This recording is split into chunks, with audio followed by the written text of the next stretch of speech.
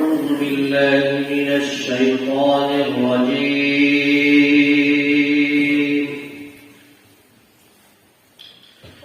بسم الله الرحمن الرحيم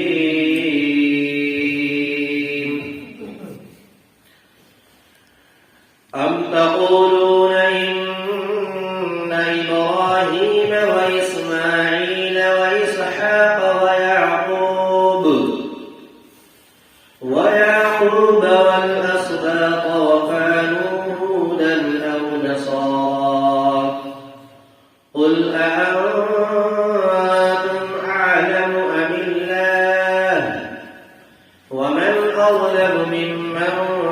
كتم شهادة عنده من الله وما الله بغافل عما تعملون تلك أمة قد خلت لها ما كسبت ولكم ما كسبتم ولا تسألون عما كانوا يعملون سيقول السفهاء من الناس ما ولاهم عن قبلتهم التي كانوا عليها قل لله المشرق والمغرب يهدي من يشاء إلى صراط مستقيم صدق الله العظيم. آیا تم لوگ کہتے ہو کہ بے شک ابراہیم اور اسماعیل اور اسحاق اور یعقوب اور ان کی اولادیں سب کے سب یہودی تھے یا نصارہ تھے. تو اے حضور آپ کہہ دیجئے کیا تم لوگ زیادہ جانتے ہو یا پھر اللہ تبارک و تعالیٰ زیادہ جانتا ہے؟ اور اس شخص سے بڑا ظالم کون ہوگا جو کہ چھپائے ایسی شہادت کو جو کہ اس کے پاس اللہ کی طرف سے آئی ہے، آ چکی ہے،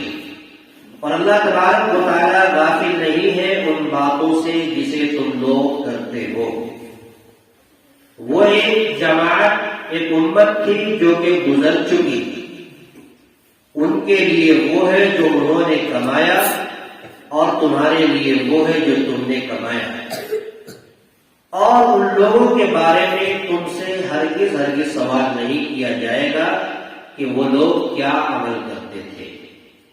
عنقریب لوگوں میں سے احمق لوگ، بے وقوف لوگ کہیں گے کس چیز نے ان کو ان کے اس قبلے سے پھیر دیا جس پر وہ لوگ تھے. آپ کہہ دیجئے اللہ ہی کے لیے مشرق ہے اور مغرب ہے، اور باری تعالیٰ جسے چاہتا ہے سیدھے راستے کی ہدایت دیتا ہے، سیدھے راستے پر چلاتا ہے. سورۃ البقرہ کی 3 آیت کریمہ کی تلاوت ہوئی، اور اس آیت کریمہ کا تعلق جو مضامین ما قبل کی آیت سے چلتا ہوا آ رہا ہے اسے مختصر سمجھنے کی ضرورت ہے. گزشتہ ہفتے میں یہ بات آئی تھی کہ اللہ تبارک و تعالیٰ نے آپ علیہ الصلاۃ والسلام کے بارے میں جو یہود و نصارہ گمان رکھتے تھے، اور حضرت ابراہیم علیہ الصلاۃ والسلام اور ابراہیم کی آل و اولاد یعنی حضرت اسحاق، حضرت اسماعیل اور یعقوب اور ان کی اولاد کے بارے میں جو لوگ کہتے تھے کہ تم لوگ یہودی ہو جاؤ یا نصارہ ہو جاؤ، تو باری تعالیٰ نے اس کے عقیدے کا تردید کرتے ہوئے کہا تھا کہ حقیقت میں دین ملت ابراہیم ہی جو ہے وہ اصل میں دین ہے. اب یہاں پر ایک مضمون کی طرف اشارہ ہے کہ جو لوگ یہودی تھے یعنی یہود و نصارہ کو مانتے تھے جو نصارہ مذہب کے پیروکار تھے وہ لوگ اس بات کا گمان رکھتے تھے کہ حضرت ابراہیم، حضرت اسماعیل، حضرت اسحاق اور یعقوب اور ان کی تمام اولادیں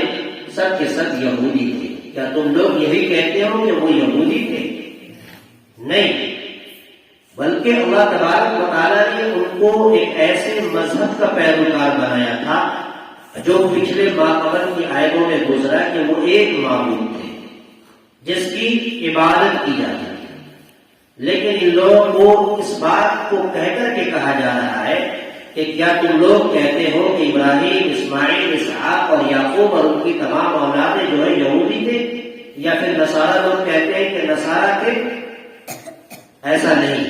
بلکہ اگر یہ لوگ ایسا گمان رکھتے ہیں تو اللہ تبارک و تعالیٰ نے اپنے پیغمبر سے کہا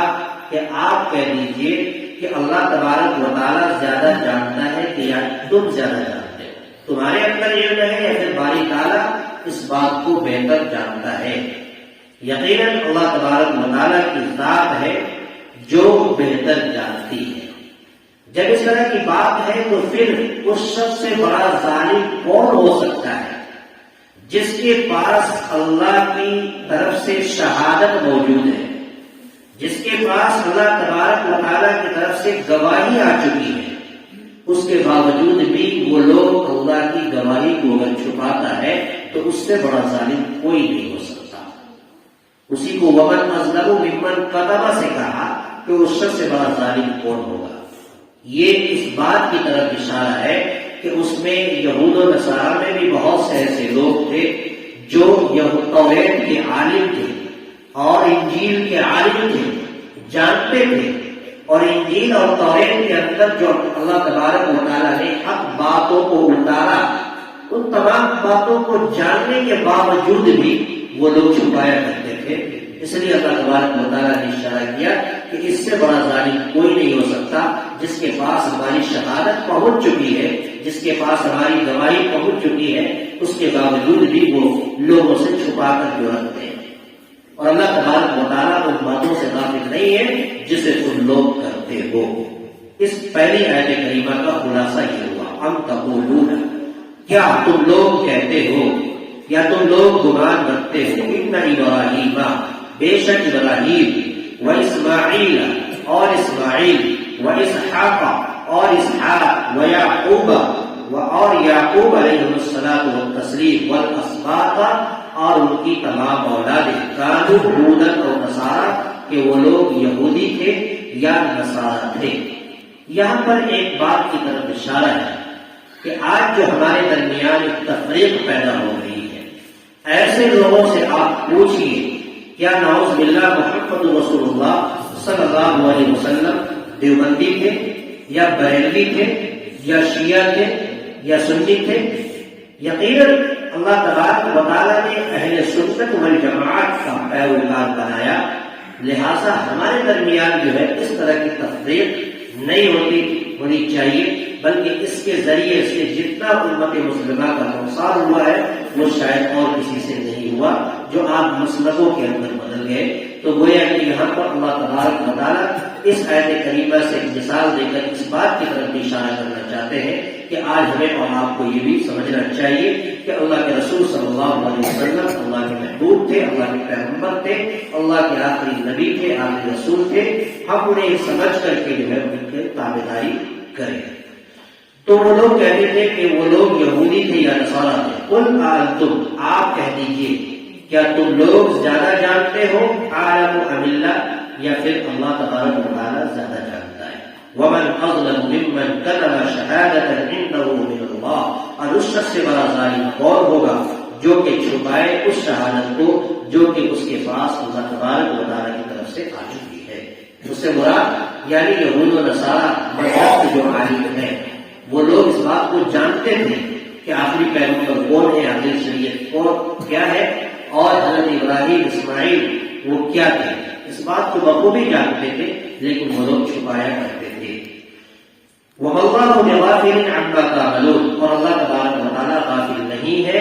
ان باتوں سے جس کو وہ لوگ کرتے تھے، یعنی جس کو وہ لوگ انجام دیتے تھے۔ اگلی آیت ہے کہا کہ وہ ایک جماعت تھی، وہ ایک امت تھی جو گزر چکی، وہ ایک انبیاء کا ایک لشکر تھا جو گزر چکا، وہ انبیاء علیہ السلام کی ایک بہت بڑی پلیٹ فارم تیار تھی جو گزر چکے۔ اب وہ ان لوگوں نے کیا کمایا؟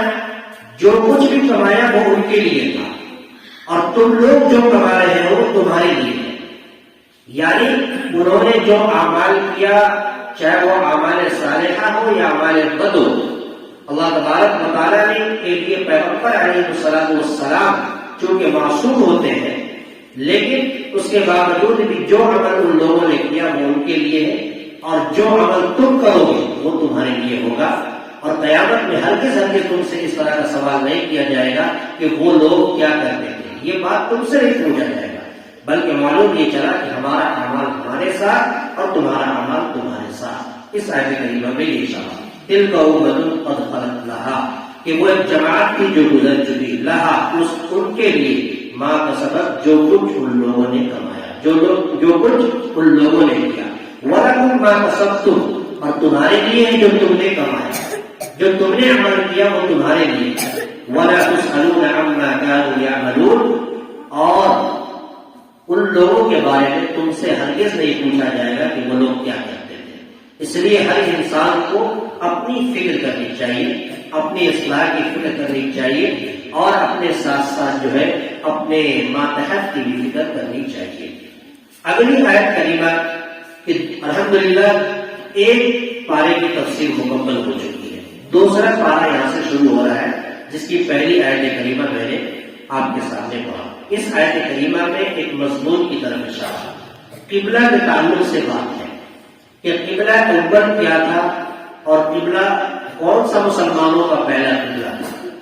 قرآن کریم کی ایک آیت کریمہ ان اول بیت وضع للناس للذی ببکۃ مبارکا وہدی للعالمین، کہ سب سے پہلا گھر وہ ہے جس کو اللہ تبارک و تعالیٰ نے بنایا، وہ مکہ ہے۔ اور قبلہ کے بارے میں آتا ہے کہ اللہ تبارک و تعالیٰ نے قبلہ اول بیت المقدس یعنی خانہ کعبہ، جو سب سے پہلی تعمیر حضرت آدم علیہ السلام نے کیا، اور اس کے بعد حضرت نوح علیہ السلام کے زمانے میں وہ خانہ کعبہ ختم ہو گیا، اس کی بنیادیں پرانی جو تعمیر تھی وہ ختم ہو گئی۔ پھر حضرت ابراہیم، حضرت اسماعیل ان کی دیواروں کو اٹھایا اور ان کی تعمیر فرمائی اور تعمیر کیا۔ جب پھر وہ ختم ہو گیا تو وہ قبلہ اول تھا، لیکن اس سے قبل کی تاریخ اگر دیکھیں گے تو بیت المقدس کی طرف، جو یروشلم کے اندر بیت المقدس کی طرف مسلمان بخاری شریف کی روایت کے مطابق لگ بھگ 16 یا 17 مہینے تک بیت المقدس کی طرف رخ کر کے نماز پڑھا، اور رخ کر کے جو ہے نماز پڑھا، تو گویا کہ یہ یہود و نصارہ کو جب اللہ تبارک و تعالیٰ کی آیتیں نازل ہوئی کہ اب قبلہ اول کو چھوڑ کر قبلہ ثانی یعنی خانہ کعبہ کی طرف جو رخ کر کے نماز پڑھے، تو یہود و نصارہ کو یہ موقع ملا اور ان لوگوں نے اعتراض کرنا شروع کر دیا، مسلمانوں کو بھٹکانا شروع کر دیا اور کہہ دیا کہ عنقریب لوگوں میں سے جماعت ایسی ہے جو یہود و نصارہ کی طرف مراد ہے کہ وہ لوگ کہتے ہیں کہ مسلمانوں کو کس چیز نے ان کے اصل قبلے سے پھیر دیا جس پر وہ لوگ پہلے سے قائم تھے۔ تو گویا کہ اس سے قبل پہلے پارے کے اندر ایک آیت 114 کی آیت گزری تھی، اس میں کہا تھا وَلِلَّهِ الْمَشْرِقُ وَالْمَغْرِبُ فَأَيْنَمَا تُوَلُّوا فَثَمَّ وَجْهُ اللَّهِ، کہ اللہ ہی کے لیے مشرق ہے، اللہ ہی کے لیے مغرب ہے، جدھر چاہو تو رخ کر کے نماز پڑھو۔ یعنی یہود و نصارہ کے اس باطل عقیدے کی تردید کیا کہ اللہ تبارک و تعالیٰ کسی ایک سمت میں محدود نہیں ہے۔ یاد رکھیں، کسی ایک سمت میں باری تعالیٰ محدود نہیں، بلکہ انیک سمت کے اندر اللہ تبارک و تعالیٰ کے ساتھ پھیلی ہوئی ہے، جدھر بے رخ کر کے نماز پڑھے اللہ تبارک و تعالیٰ اس نماز کو قبول کرتا ہے۔ تو گویا اللہ جسے چاہتا ہے سیدھے راستے کی ہدایت دیتا ہے۔ اس آیت کریمہ میں یہی بات بتائی گئی، سیقول السفہاء، ان قریب سفہاء کے معنی آتا ہے بے وقوف، احمق، من الناس لوگوں میں سے کچھ احمق لوگ، بے وقوف لوگ کہیں گے، کیا کہیں گے؟ ما ولاہم، کس چیز نے ان کو پھیر دیا، عن قبلتہم التی، ان کو اس قبلے سے، التی کانوا علیہا، جس کے اوپر وہ لوگ تھے، اشارہ یعنی بیت المقدس کی طرف، جو لگ بھگ 16 یا 17 مہینے تک مسلمانوں نے اس کی طرف رک کر کے نماز پڑھا، اس کی طرف تھے، اب اس کو کس چیز نے جو ہے اس کو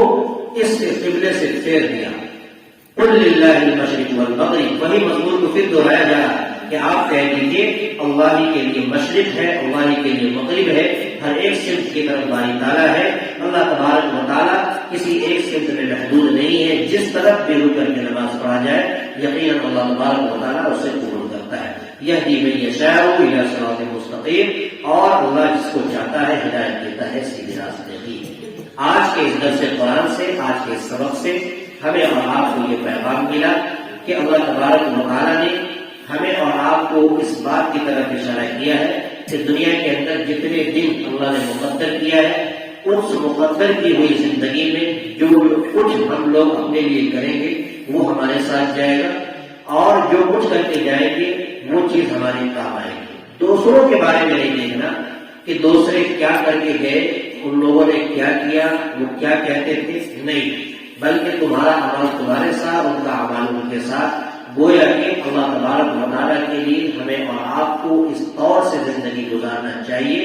کہ اپنا اعمال ایسا ہو جو خلوص اور للہیت کے ساتھ اللہ تبارک و تعالیٰ کے لیے کیا گیا ہو، اور اللہ تبارک و تعالیٰ کو راضی ہم لوگ کر سکے. دوسروں کی طرف دوسروں کے تہمے نہیں پڑنا چاہیے. اللہ تعالیٰ سے دعا ہے پروردگار عالم ہمیں بھی آپ کو بھی محنت سننے سے زیادہ عمل کی توفیق عطا فرمائے.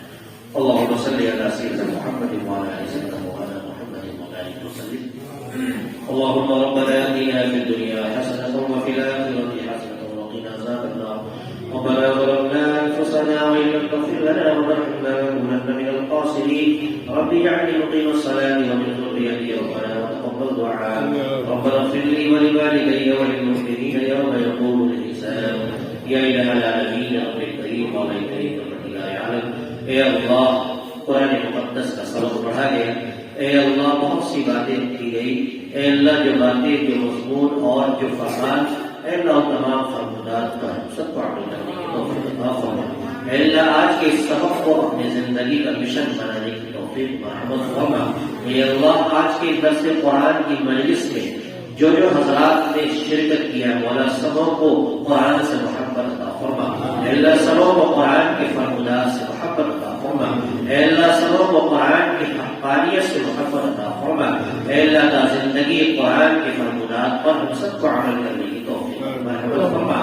یا الہ العالمین قرآن کریم کی جو آیت کریمہ پڑھی گئی ہے، اے اللہ اس آیت کریمہ سے جو ہمیں سبق ملا ہے، اے اللہ اس سبق پر عمل کرنے کی توفیق مرحمت فرما. اے اللہ اس سبق کو اور اس مجلس کو ہم سب کے لیے نجات کا ذریعہ بنا. اے اللہ ہم سب کے لیے نجات کا ذریعہ بنا. مولا کریم جو مانگنے سے رہ گیا اسے بھی قبول فرما، جو مانگا گیا اسے بھی قبول فرما. ہماری دعاؤں کو اپنے حبیب پاک صلی اللہ علیہ وسلم کے سب کے دوپہر قبول عطا فرما. ربنا تقبل منا انك انت السميع العليم وتب علينا انك انت التواب الرحيم. وصلى الله تعالى على خير خلقه محمد وعلى اله واصحابه اجمعين برحمتك يا ارحم الراحمين.